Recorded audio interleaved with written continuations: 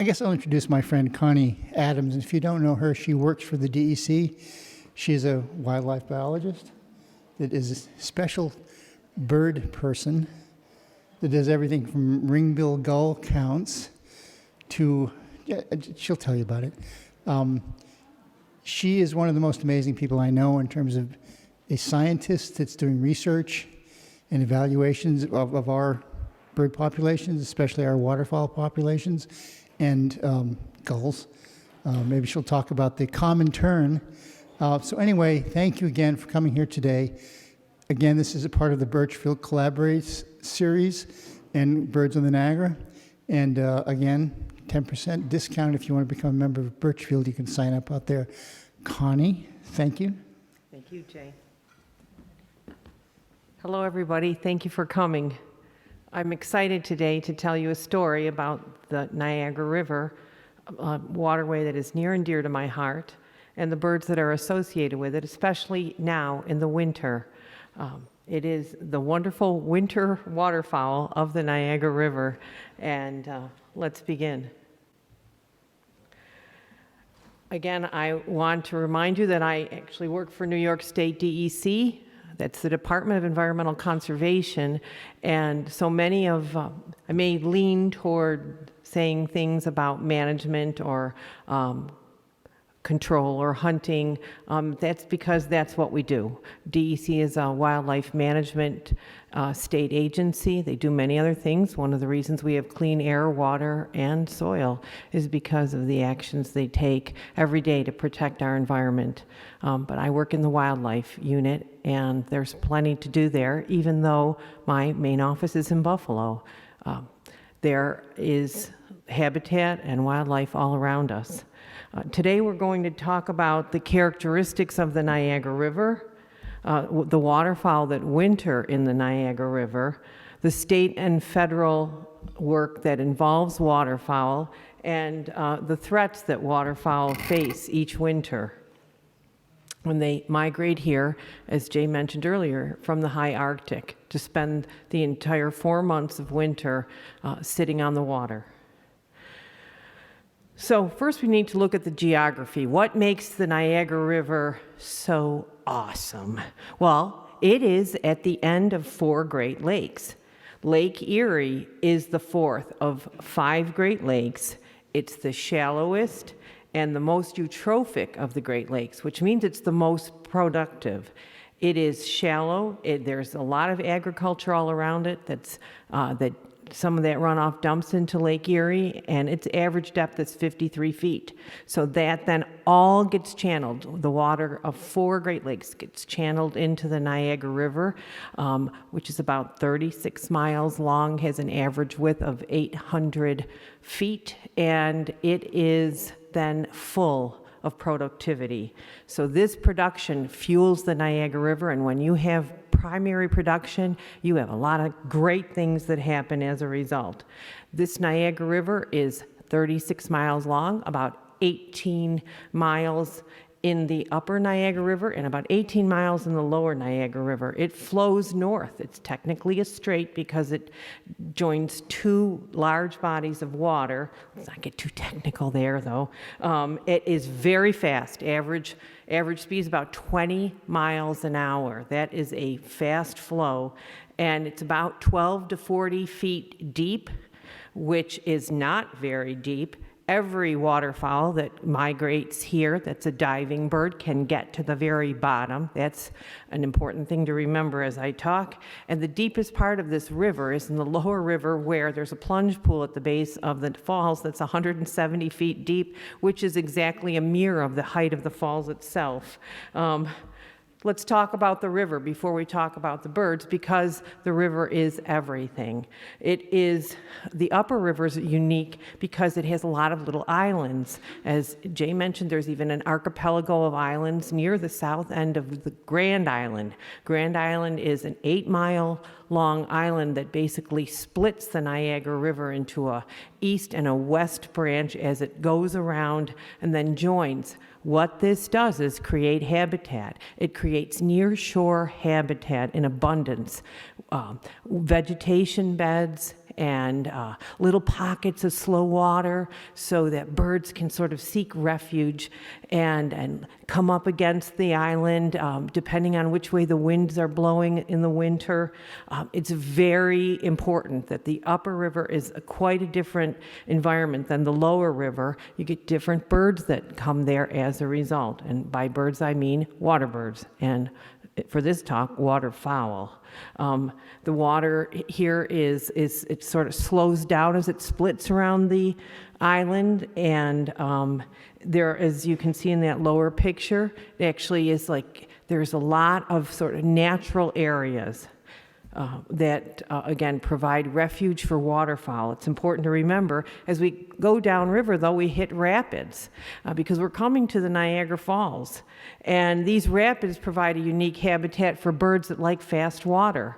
So there are a lot of birds that like fast water, and these ducks will be there, and it is one of the most amazing things to go to Goat Island, and you'll see waterfowl that are swimming in that water that is churning and just feet away from the Niagara Falls precipice, and they have no problem because they're such strong, amazing creatures. As that water falls over the falls, there's things coming over. Fish go over that falls all the time. Water birds go over. Flocks of water birds have been well known to go over the falls. And at the base, the falls are actually split themselves by a rock island called Goat Island, and that splits it into both Horseshoe and the American Falls, where there's a giant colony of 18,000 nesting pairs of ring-billed gulls. I know because we've counted everyone. 1, 2, 3, and you're worried about giant rocks falling on you. Just keep going. I don't do that anymore. That ship has sailed. So now we're in the lower river, and there are whirlpools as the power of this water that's coming from 4 Great Lakes is channeled into this very narrow, like it's about 600 feet, 400 to 600, at its widest about 800 feet across. You can wonder, it is no wonder that people fleeing would say, I think I can swim across it, because it looks like you can, because Canada is right there. But it is really deep. It's about 100 feet deep.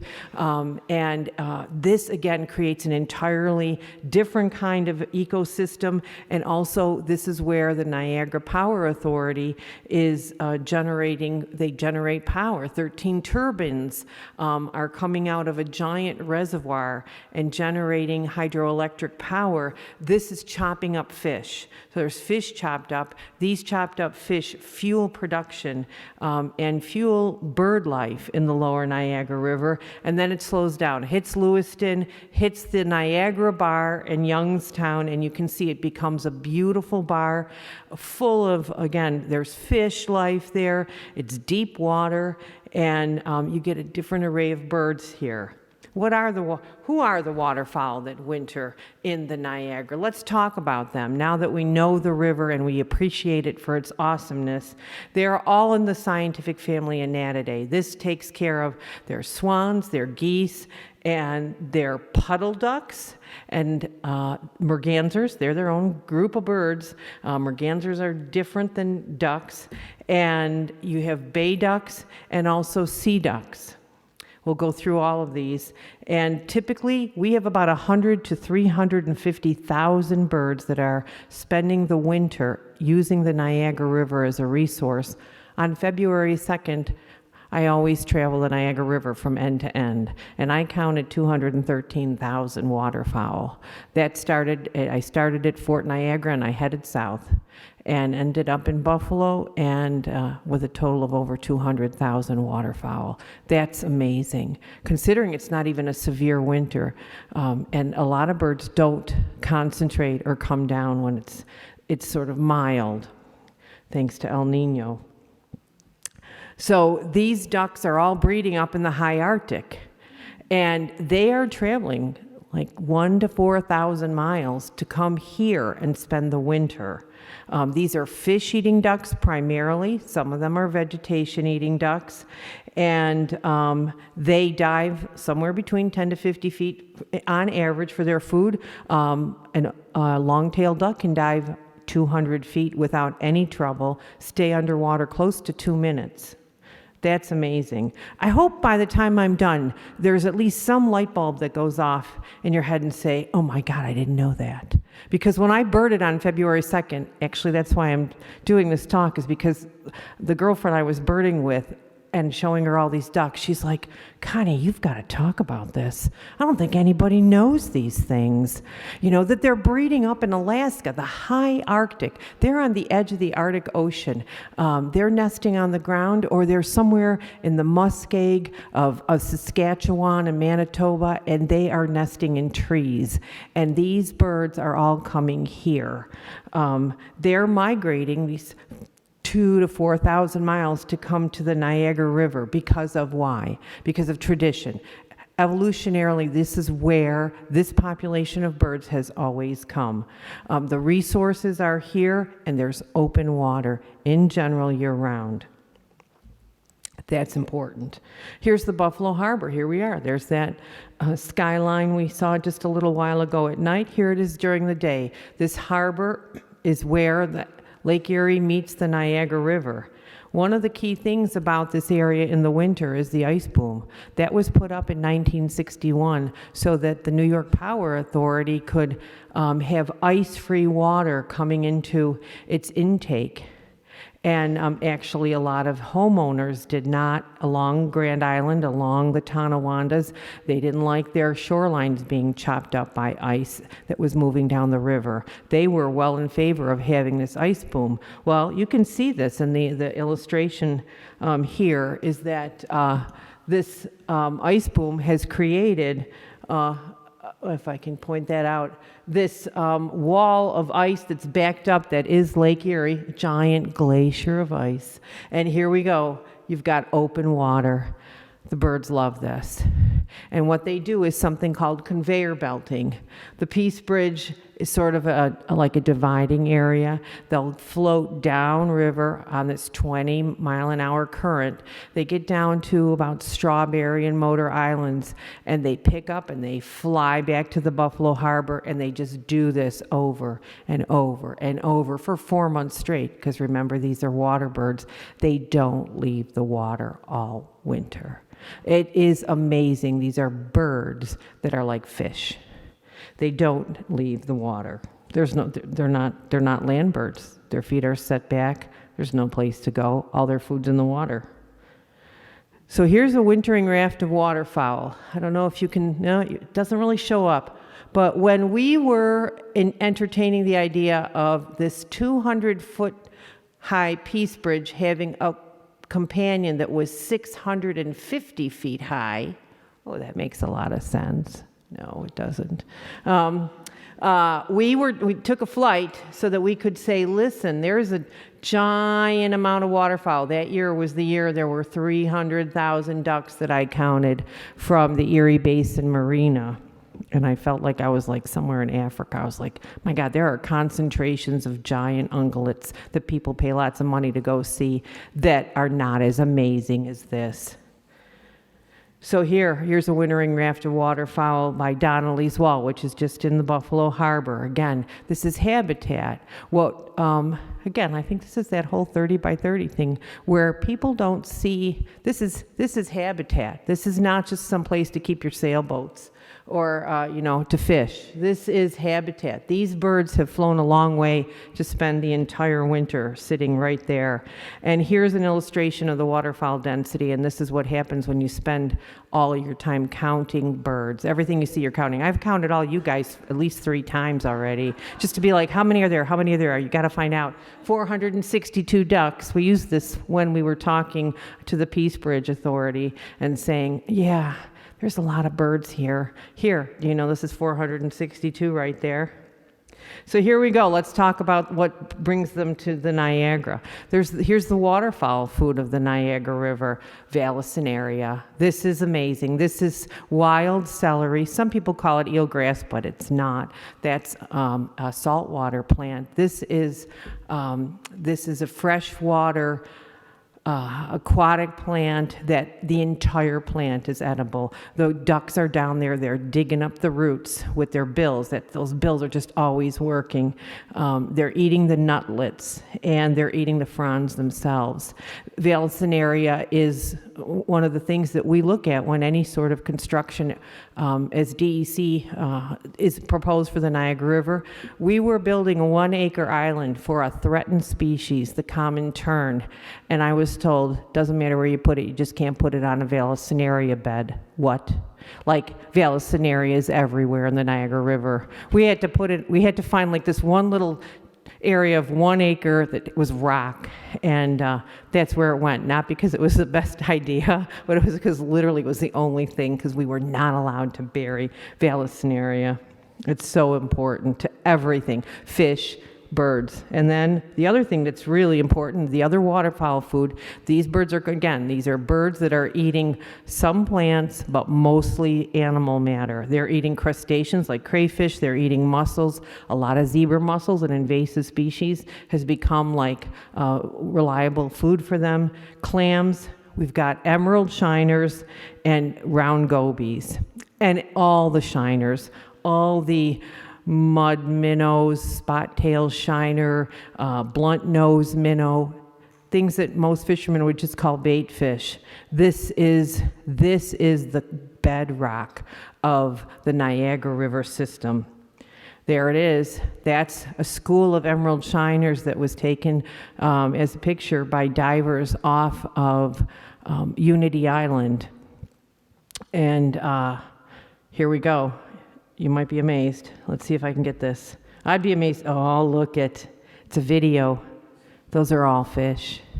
That fish is the bedrock of the Niagara River. Everything, even if it's a plant-eating bird, is going to eat emerald shiners. Look at them all. Look at there. This is the end of April 2014. I took this video, and look at it. It's just a seething mass of spawning emerald shiners. This is off the Sheridan boat launch. What's interesting, they're slightly threatened by the fact that there's no limit on taking these if you say you're going to consume them. And there are some user groups along the Niagara River that actually do eat these. So they just dip bucket and bucket and bucket and bucket. And people who do more on-water work than I do say that they're noticing a decline. But there you go. Look at that. It's just as far as you can see. They are amazing. The emerald shiner. Thank you, God, for putting them on this earth. Here we go. Group 1, trumpeter and tundra swans. These are amazing birds. Look at that long neck. So this is your first group of waterfowl, Anatidae. This is trumpeter and tundra swans. They spend the winter on the Niagara River. And look at that beautiful bird. Honestly, trumpeters, we've reintroduced them. They were introduced originally, it was about maybe 10 years ago. They started reintroducing them. They're native to New York, but they'd been extirpated. And that is, you can tell them by their long black bill with no yellow nares up near where the bill meets the face. And these are tundra swans. There's about 300 of them right now all around Grand Island. When I was there the other day, when I was driving by, I took the West River, and I thought it was ice flows. I thought, oh my God, where's that ice coming from? But it's just tundra swans, and you'll know they're there because they're going like this, woohoo, woohoo, woohoo, woohoo, and you hear them before you see them. You don't just roll your window down and you hear this sound, and it sounds like wilderness. Oh, there they are, Canada geese. You love them or you hate them, but they're the next in the group. They spend the winter here for sure because they spend every day here, 365 days a year. They never leave. We did this. This is a group of Canada. You remember when geese used to migrate over in the spring and then they'd migrate over in the fall and you knew it was spring or fall because the geese were moving? Well, New York State DEC in the late 70s decided it was a good idea to bring back a subspecies of Canada geese. There's like 18 subspecies called the giant Canada. It had been extirpated because of market hunting. There was market hunting right up until like 1918. We were killing millions of waterfowl and everything. Didn't matter. Golden plovers, sure, let's shoot them. Eskimo curlews, let's put them in a big giant barrel and ship them to New York City. We did this and really lost a lot of the tradition and the migratory pathways of some of these birds were completely eliminated. Well, here you've got Canada geese, and they spend the winter here. We have about 370,000 in New York State. Our goal population is 80,000, and it's really impossible when they. It's hard to control this bird, and this is what we have now. I'm going to show you. I love these. These are my thug Canada geese. They hang around the railroads with me. They're right near a duck trap that I'm running. In fact, I'll go check it after I finish this presentation down on the Buffalo River at Silo City. They just hang around the railroad track, and they're just like urban wildlife. I call them urban geese. They're my punks, and they have made our what we consider a waste place habitat.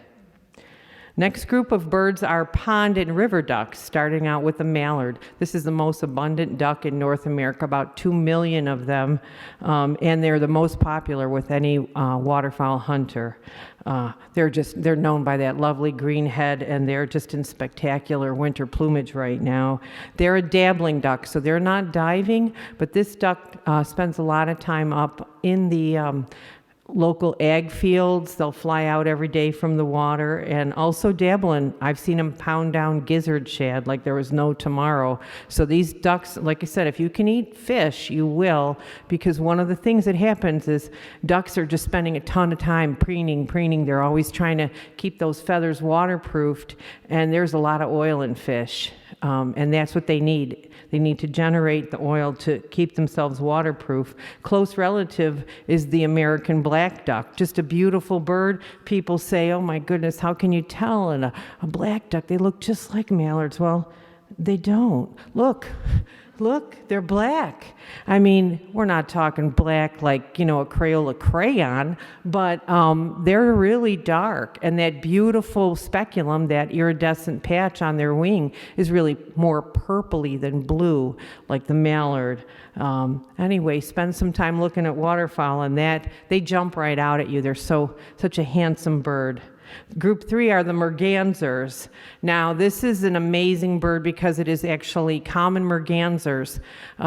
They are the largest bird that nests in tree cavities in North America. That is a cavity nesting bird. It weighs about 9 pounds. They are really large. Along with red-breasted mergansers, they have something called a sawbill for gripping fish, because that's all they eat. They have a bill that is highly specialized. They are not going to eat vegetation at all. They're going to eat fish, and pretty much that's it. They are one of the cool things about them is with their pals, the red-breasted merganser, they are well known for herding fish. And you can see this happen if you go bird watching at all. Friends of mine who go fishing a lot say they see them pushing schools of fish right to shore. They work together, they school these fish up into a giant ball, and they just keep diving on them until they disappear. They're fantastic, and they are one of the birds, while you're looking at them, that they show a lot of white, and they're one of the reasons that the Niagara River, and I'll talk about this later, is designated a globally important bird area. Here's their near relative, the red-breasted or merganser, but just because they have the same name and same bill, they don't actually act that much alike. Now, the red-breasted merganser is more of like a prairie pothole duck. They're going to nest right on the ground, and they've got that wild, like kind of Elvis hair, and they stand out. That chestnut chest. They're often called shelldrakes, one of those colloquial names used by duck hunters, actually. And one of the cool things is these are all, again, diving birds. Their feet are set way back on their body to optimize their ability to chase fish and dive excellently. And in order to get off the water, they need a running start. And you can hear them pattering along when a giant flock takes off the water. Another one of these diving birds, the red-breasted mergansers and buffleheads, and all of these diving ducks are going to sort of be in like sort of common flocks. So they will be in rafts that they share the same area, because the same area is going to have fish. And this fish, of course, is a resource that can't be defended. There's no territoriality happening now. And so they're just one big happy duck family. They sort of, it's really kind of fun to pull out your binoculars or a spotting scope and scan these rafts of ducks that are floating on the Niagara River, because they take your breath away with how beautiful they are. And they're all in prime breeding condition right now. These bay ducks include bufflehead, a tiny little duck. It's our smallest duck, probably about 1.5 pounds, and named after that sort of like white hood that the male wears. In all these cases, the females are just more camouflaged and less colorful, with a few markings, but in general they are need to be camouflaged, because they'll be sitting on their eggs for about 30 days, and they certainly don't want to be showy. Here's a mixed flock of redheads and buffleheads. Common goldeneye, named after that beautiful yellow eye that the male has and the female, and again, she's somewhat less flashy colored than he is. Still very diagnostic. And one of the greatest ways to get somebody started bird watching is to take them duck watching. One, they're pretty easy. If you show up, especially now in the winter, you're going to see all of these birds. Now, goldeneyes are more characteristic of the lower Niagara than the upper, but they certainly will be scattered around the breakwalls in Buffalo. We've got ringneck ducks, my personal favorite. This is a greatest bird because, of course, you would name a bird with a giant white ring around its bill a ringneck duck, where you can't see the ring at all, and it's brown. It's like a reddish brown. It doesn't even show up. But there you go. If we're talking about changing bird names, that's going to be one of mine that I'm going to vote for. How about making that a ring-billed duck? But it is beautiful. This is a diving duck that's often found in smaller, shallow ponded areas and near shore. But again, it likes to float with other groups of divers, and again, they're all eating the same food. They're pulling the Vallisneria, and they're eating the small fish, and they're eating mussels. Here's scaup. This is something called colloquially a bluebill, and that just lumps two very different species of ducks that have the same appearance but go about their lives differently when they're on the nesting ground. Lesser and greater scaup. Basically, the true separation is how much white is in the wing, which you can only see when they're flying. You can sort of tell by the shape of the head. It gets a little imaginary there, so let's just call them scaup and realize that they're about 40% of the waterfowl that are on the Niagara River are mainly scaup. They are both in the upper and lower Niagara, and there they are, often sitting with redhead ducks. If you were in England, you'd call them the common pochard, but here we call them the redhead, and that's a beautiful bird with a chestnut head and a black chest, very similar to the canvasback. These are all in the same genus, Aethia. I never know how to pronounce this. Aethia. I'm not sure. I'm not going to do it. We're going to go with they're all in the same genus, close relatives, and they all like to hang out together when they're here for the winter. But just appreciate the beauty of these birds and know that they're here because of the precious resource that the Niagara provides. And this is what you see when you go out there. These rafts of birds just all floating, fishing together. It's hard to get a good count because they're all diving kind of asynchronously, and you're going to just sort of, you're going to miss some at some point. You can't get a full count, but you're going to look at that and you're going to go 250 birds like that. Okay, and who's going to question you? There you go, redheads. There's another handsome bird. These are birds that are, again, these are going to be up around the break walls. This is a bird that is really desired actually by hunters. Hunting season usually ends right around the middle of January, and it is truly amazing that they have learned they survive. Most of them are here by the middle of December. So it's not like they arrive after hunting season is over, but a lot of them go out into deep water of Lake Erie, especially in a year like this when it's not frozen. And then finally you get to the mouth of the Niagara River, and this is the only place you're going to find the sea ducks. You might get an occasional scoter up in the Buffalo Harbor, but these are sea ducks. These are ducks that if you went to Long Island, you would see huge rafts of them off of Long Island, and the white-winged scoter is premier among them. There's about 10,000 of them that'll spend the winter right near shore at Fort Niagara. Appreciate the fact that bill is really strengthened for ripping up mussels. This bird is going to dive right down to the bottom and going to rip off mussels, zebra mussels, small clams. There's about 30 species of clams that live in our fresh waterway and that these birds are feeding on.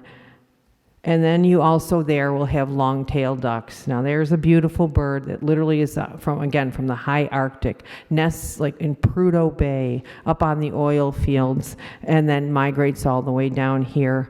And the greatest thing about long-tailed ducks is, again, another bird that you hear before you see it. They are constantly talking to each other. And if you pull up at Lewiston Landing in the village of Lewiston, you will hear the sound of long-tailed ducks. And they are primarily fish and, again, crayfish, mussel eaters. And there's quite a generous bag limit on them for hunters. And this is the duck that everybody comes and says, I just want to shoot one to have it mounted.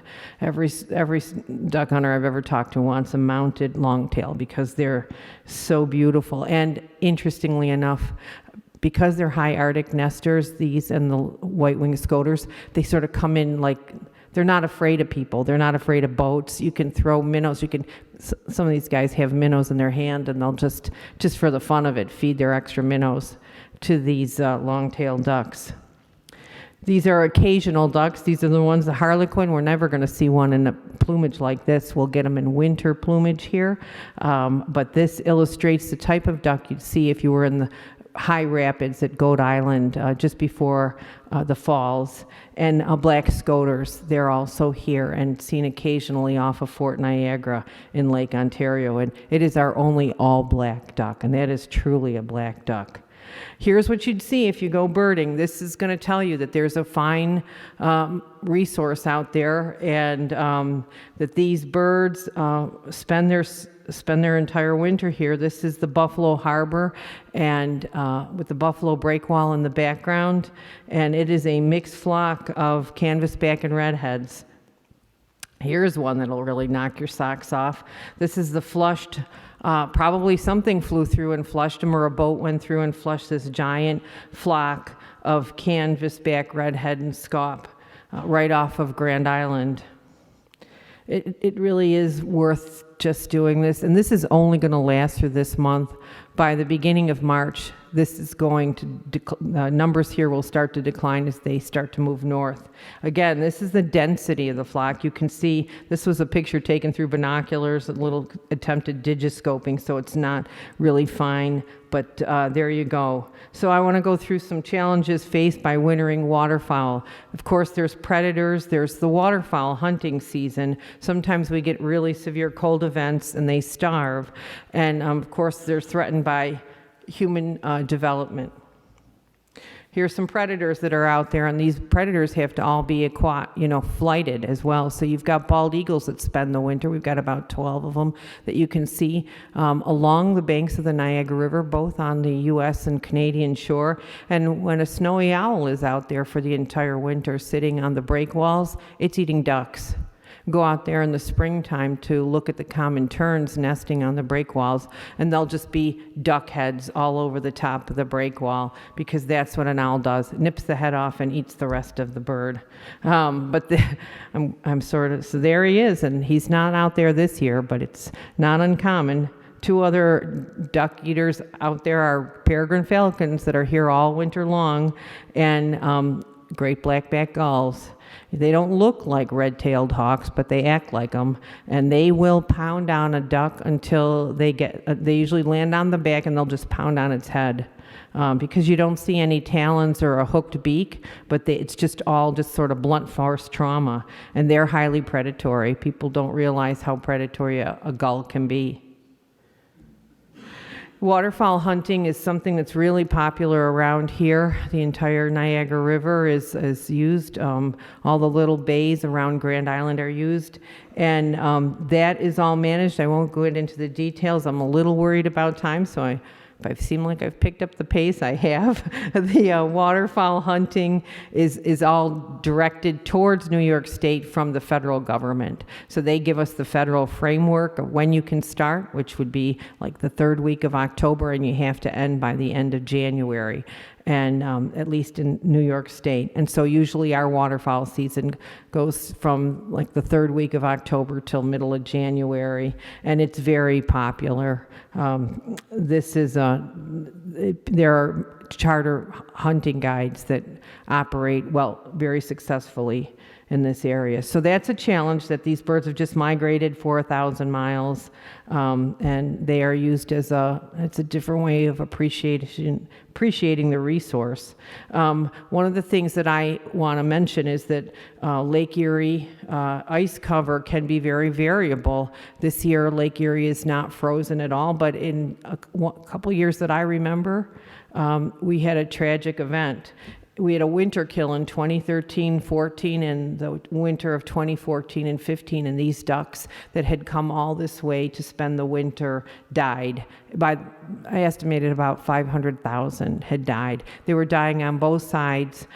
People who'd been, can remember being out in nature like in the 40s. They had never seen anything like this. There were dead ducks everywhere. They just starved because the lake froze solid, and you could Google this. Not only the lake, so all the Great Lakes, 5 Great Lakes froze solid. Lake Ontario had never frozen before.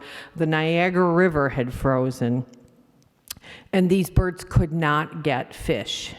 They couldn't get anything. Most of the birds that died were scaup, so that's a bird that primarily eats mussels. They were dying too. They were literally falling. I saw a bird fall out of the sky. My technician saw a bird fall out of the sky.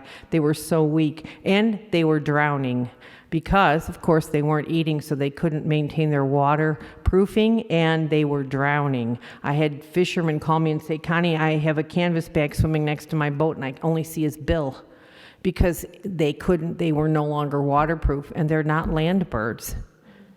Right now, I would say that I have not seen the mergansers recover at all. So here's just my back of my pickup truck filled with dead ducks that we went and picked up. We sent them to pathology. You can see mergansers here. There's even a coot. Interestingly enough, ones that were still alive that we recovered couldn't even be rehabilitated, because it's almost impossible to restore birds' waterproofing, a duck's waterproofing, because they kind of have to be wet in order to restore it. They are floating birds. They don't do well on land in order to take care of their feathers. So they died. And also there was nowhere to release them because there was no place that had open water. So I know one wildlife rehabilitator who literally quit wildlife rehabbing after this because it was such a traumatic experience. He actually had to euthanize them to put them out of their misery. So finally, there are these waterfowl concerns that are were in the past and also in the present, and I would be remiss if I didn't mention them. So waterfowl, especially a bird that's flying in giant flocks and they're flying at 45 to 65 miles an hour on average, isn't that amazing? Canvasbacks can go 75 miles an hour. Anything that's elevated is a collision risk for them. That was one reason we came out against an elevated Peace Bridge, something that would be much higher than the current one that they would be crossing multiple times. Pushing them up an extra 400 feet into the atmosphere would have been challenging, especially with all the inclement weather. There would be a high collision risk. Anything submerged is a problem. In the past, 10 years ago, we evaluated a hydrokinetic turbine that was supposed to be put in the lower Niagara River off of Lewiston. That after a 3-year sort of probationary period just faded away. Nothing ever happened. But now it's being proposed again for an area off of Unity Island. Turbines actually put in the Niagara River, so they'd be about 25 feet below the surface. But of course, I just told you that these ducks dive to 50 feet down. So that, of course, would be a risk for them. And this is exactly in the area where they're feeding all the time.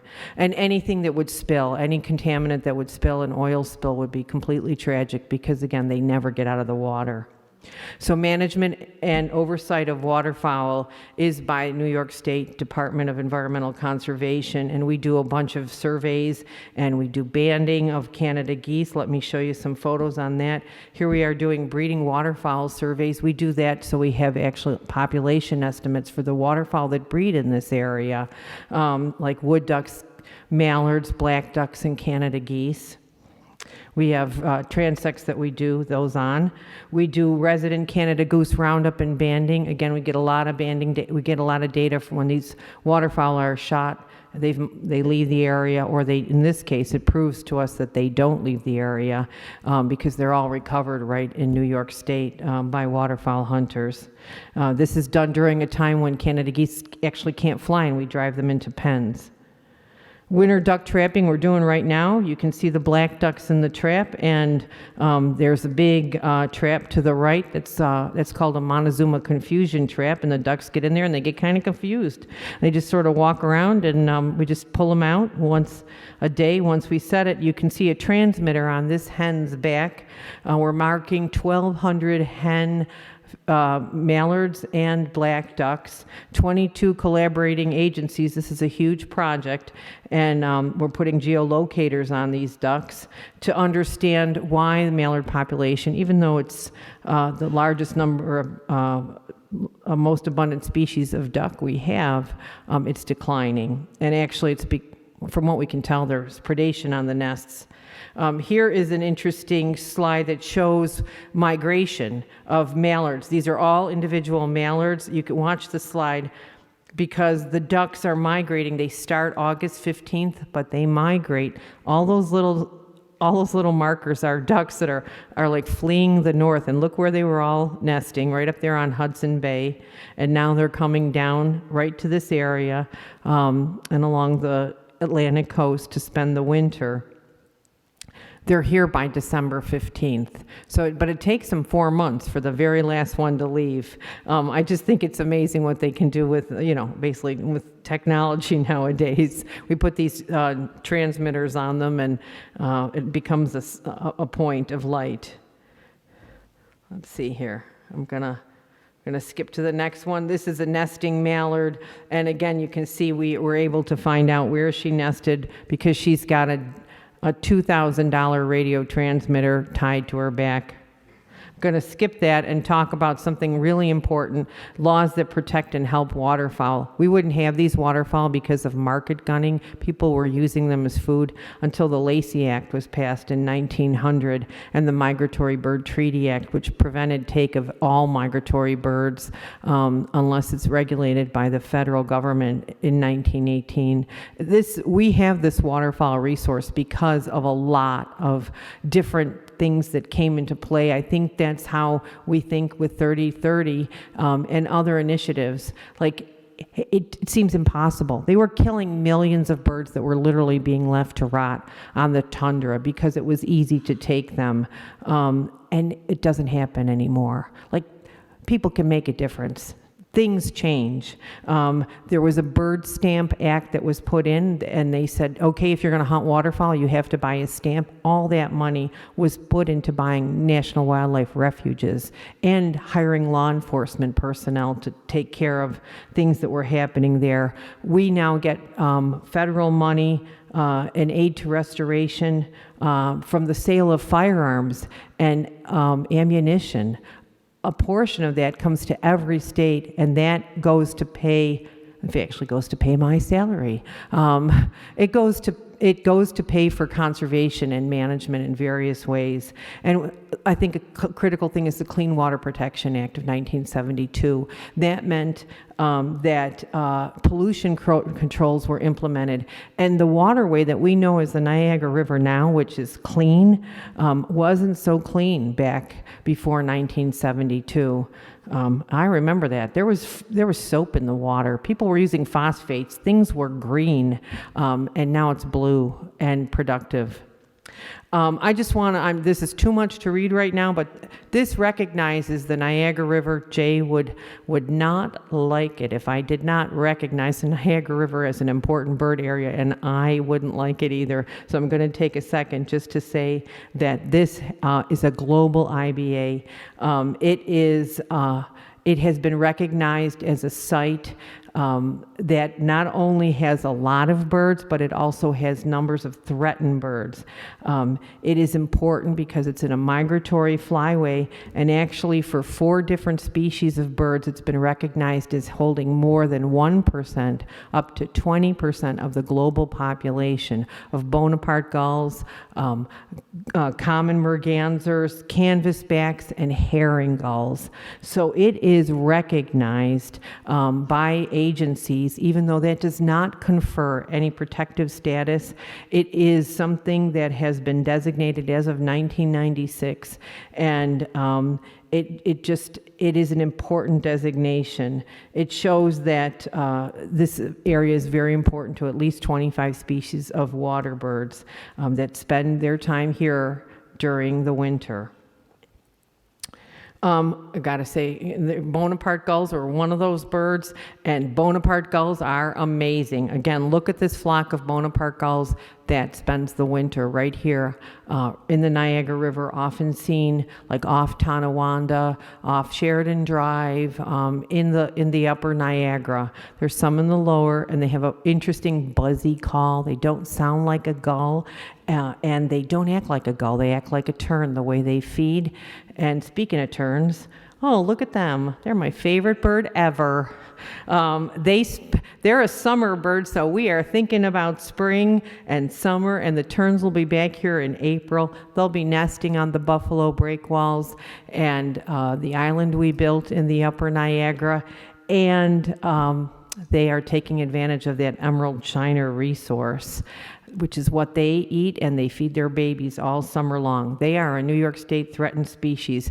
And a P.S., I want to suggest a visit, any of you who haven't been there, to the Castellani Art Gallery. It is in Niagara Falls. They have an exhibit right now that's free, and it is called Biological Realism by an artist named... his name is Alberto Ray, but they are the most beautiful paintings. They are huge. They take up entire walls, and this is paired with an exhibit called the Niagara River Views. And the cool thing about this is art from 1811 to 1888, and you don't realize it at first, but the Niagara Falls that they saw then when they were painting it is not the Niagara Falls we see now. We, at best, see 50% of the water that the Niagara used to hold because it is pulled out now for power generation. So what you're looking at is only half. And when you look at these paintings that were done in the 1800s, what you see is more water, and you can notice it, and it's cool. And this exhibit's free. It ends at the end of next month. But here it is, it's mid-February, and I'm going to say that the geese are telling us it is spring. Spring is on the way.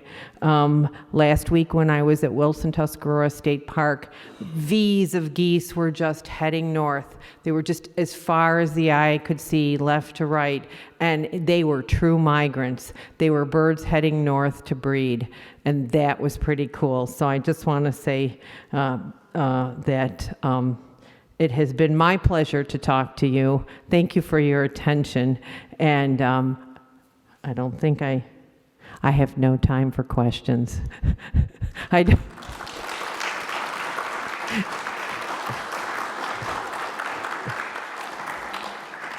Sorry I talked so long. Jay said he would be right back, and he's not here. So you got a question opportunity. If there is a question. One or two, if there are a couple. Here's one. Yeah, that was great. Thank you so much. You're welcome. How do you count, like, 200,000 birds? Like, if you have a raft out there, I mean, do you count by twos, by tens, or do you just throw out a number? I'm Nope. just curious. You actually do. So you do. You kind of, so the first group you have to count 100. I always say you count 100. 10, 20, 30, 40, 50, 60. Oh, that's 100 right there. And then really fast, you kind of glance, because they're all diving and you don't have all day. And so you have to count like 100, and then you get 1,000. And now, depending on how big that flock is, you get an idea of what, oh, there could be 5,000 right here. And the cool thing, though, is trying to decide the proportion of species. And that you just take, I usually would just take a small section, like a quarter of it, and say, what's the proportion of how many of those are canvasbacks, how many are scaup, how many are goldeneye? And I'd be like, okay, 10, it's a 10, 10, 50, 50, 10, 40. And you just apportion that through your total number. It has worked. And actually, this was a Pittman Robertson funded project for 6 years. It was funded by federal money that was put towards guns and ammunition, which, by the way, a friend of mine who owns a gun store, he's like, because we have more money than we can spend. Oh, maybe I shouldn't say that on it. But he says there's two things that are good for business in his gun store. He's like, Democrats and terrorists. He's like, because people buy a lot of guns, and we do get a lot of money now. Right now, it's just like, think of the project you want to do, and there will be funding. We're going to do one last question and then switch over. I've heard that there are 22 species of gull, and now I hear there's 16. What's the number? Good. Well, I can only identify like 3 or so, 4 maybe. So I don't know. I think there are like 24 species. We don't get them all here. We're not going to get a Heermann's gull. We're not going to get a laughing gull. But we certainly won't get those western gulls. So here we get about 16 to 17 species. And, counting kittiwake as a gull. One more time, a round of applause for Connie, Thank and you for we'll your see you again attention. shortly.